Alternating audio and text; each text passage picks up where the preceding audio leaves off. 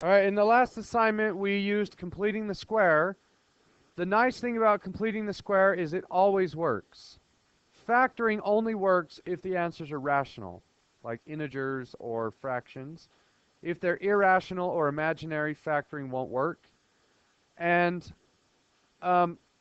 we talked about completing the square with a leading coefficient, and we decided not to do it. So if you run into a problem like that, you should use the quadratic formula. Anybody remember what the quadratic formula is?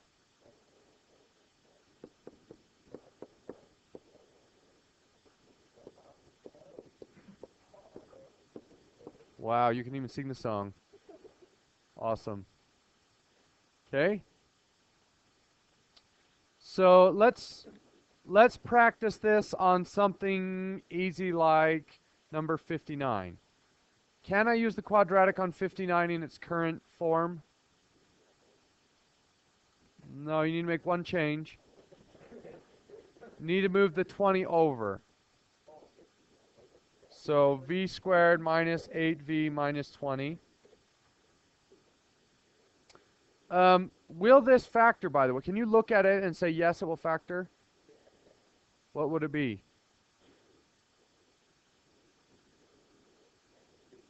10 and 2. It would be negative 10 and 2. So this one does factor, but let's practice the quadratic formula. So negative b would, we'll do some more. So, what is negative b? 8 plus or minus the square root of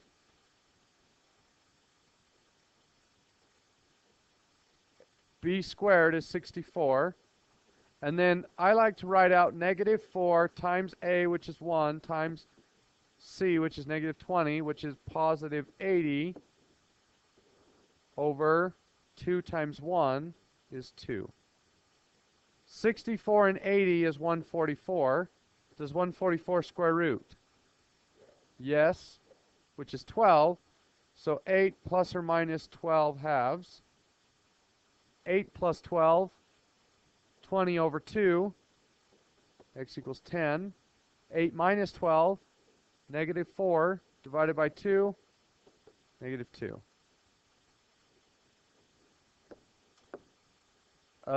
Yeah, 29C is 47 to 75 all.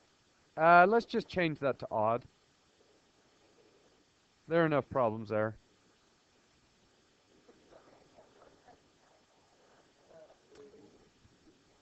Oh no, sorry, Abe. Don't erase him, Abe. Don't erase him. Okay, so number 47. Will 47 work in the factoring method?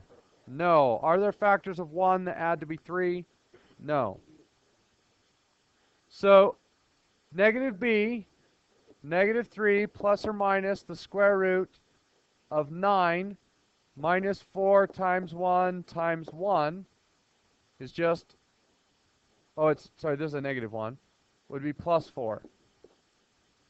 All over 2. So we get negative 3 plus or minus the square root of 13 over 2. Does root 13 have any perfect squares? No, it doesn't even have any factors. So that would be the answer. Okay, let's do number 55. I need to move the 3 over. So it would look like this. Negative b is going to be negative 7 plus or minus the square root of 7 squared is 49, minus 4 times a, which is 5, times c, which is negative 3. So that's negative 20 plus 60 over, not over, it's over 2a, which happens to be 10. So 49 and 60 is 109.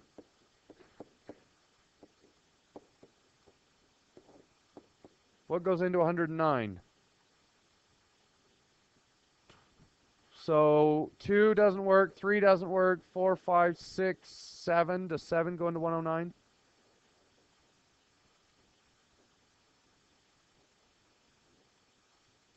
Seven, it doesn't. 8 doesn't. 9 doesn't. 10, 11. And that's far enough. We don't. It's 109 ends up being prime.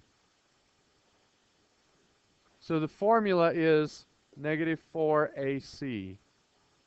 So it's negative 4 times A times C. This is number 55. That's the answer. Okay, you don't need to write this one down, but I'm going to solve 56 because I think it has imaginary roots. So number 56, I need to move that 11 over. So we get negative 5 plus or minus the square root of 25 minus 4 times 3 times 11.